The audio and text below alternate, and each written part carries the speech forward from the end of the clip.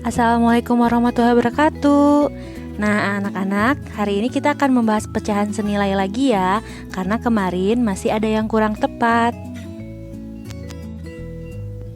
Nah, kemarin pada soal itu ada bacaan tentukan 3 pecahan senilai. Nah, di situ ada 3 pecahan ya. Nah, beberapa dari kamu ada yang menjawabnya hanya 1 pecahan saja. Nah, mari kita hitung bersama-sama ya.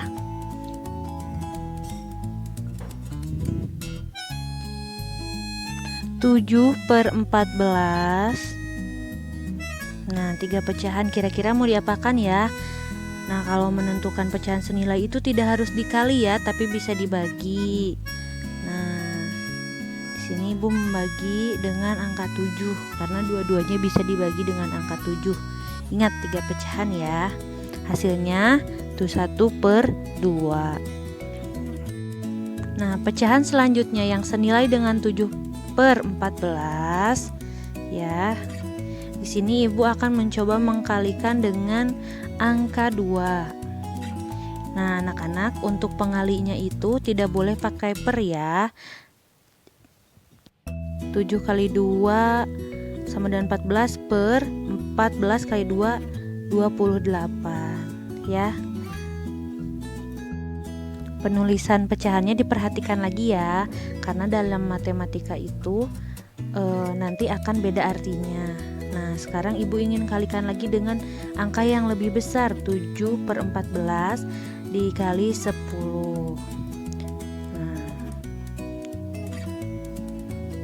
70 per 140 ini adalah 3 pecahan yang senilai dengan 7 per 4 ya.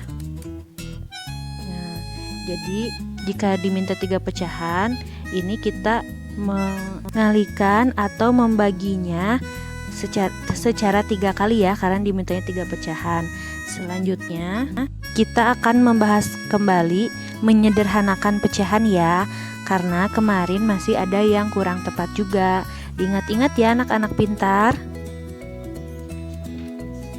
Menyederhanakan pecahan itu ingat ya, hanya dibagi saja, berbeda dengan yang tadi ya.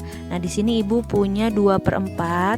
Di sini kita akan sederhanakan dibagi dengan 2 karena 4 dan 2 itu ada di perkalian 2 ya. Nah, ini anak-anak harus sudah ingat perkaliannya dan pembagiannya ya. Nah, selanjutnya Ibu punya contoh lain. 12 per berapa ya? 12 per 18. Nah, ingat ini baginya dengan angka yang sudah besar. Nah, jadi jangan dibagi 2 dulu ya. Kalau misalnya dua-duanya bisa dibagi 6, kita langsung bagi 6 saja, karena kemarin masih ada yang dibagi 2 dulu sehingga pecahannya itu tidak sederhana. Nah, kalau 2 per 3 itu 2 dan 3 itu sudah tidak bisa dibagi dengan bilangan manapun ya. Selanjutnya misalnya dengan angka yang lebih besar, yaitu 51 per 57. Nah, ini pasti anak-anak bingung kan waktu mengerjakan.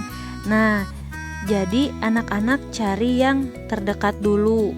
Kalau misalnya hasilnya sudah tidak bisa dibagi, berarti sudah selesai ya. 51 dibagi 3 sama dengan 17, 57 dibagi 3 sama dengan 19 ya.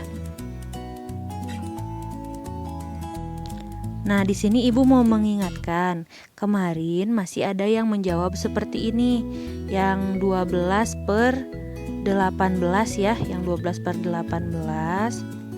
Nah, ini dibagi 2 dulu. Dibagi 2 dulu. Kemarin itu ada yang menulis seperti ini. Kemudian misalnya jumlahnya 6 per 9. Kemudian dibagi lagi. Nah, ini nggak bisa ya. Jadi harus langsung dengan angka yang besar. Nah, makanya anak-anak harus berlatih perkalian dan pembagian kembali ya jika ingin mengerti pecahan. Nah, sekarang kita akan mengenal pecahan. Jadi pecahan itu ada 4 ya. ada pecahan biasa, pecahan campuran, nah dan pecahan desimal dan juga pecahan persen. Nah, di sini Ibu akan mencontohkan dulu pecahan biasa. Pecahan biasa itu yang biasa ya, ada pembilang yang di atas dan ada penyebut yang di bawah ya. Pembilang dan penyebut, diingat ya. Nah, ini yang sudah kita pelajari di awal. Ini adalah pecahan biasa. Bebas ya, yang namanya ada 2/9, 7/2, 15/29 dan lain-lain. Misalnya 3/7 itu disebut pecahan biasa. Kemudian kita pindah ke pecahan campuran. Nah, kalau pecahan campuran ini sedikit berbeda. Ada nilai asli, pembilang dan penyebut ya. Ada bilangan asli, pembilang dan penyebut. Nah, ini contoh lainnya ya, misalnya 1/2, 52, 3/2 gitu ya bacanya ya, 52, 3/2. Nah, sekarang bilangan desimal itu yang ada komanya ya. Misalnya 0,8, kemudian 7,80 atau berapa ya? 177,3. Nah, dalam penulisannya menggunakan koma ya. Nah, jika takut tertukar mana komanya, boleh bisa menggunakan tanda kurung saja.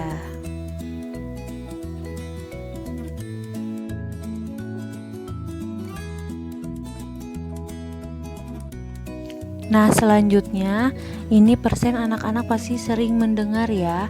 Sering mendengar ketika ada diskon atau misalnya kamu ketika jalan-jalan ada diskonan, contohnya itu 100%, 25%, 7,2%, bisa ya seperti itu. Bagaimana anak-anak? Anak-anak sudah paham? Terima kasih. Wassalamualaikum.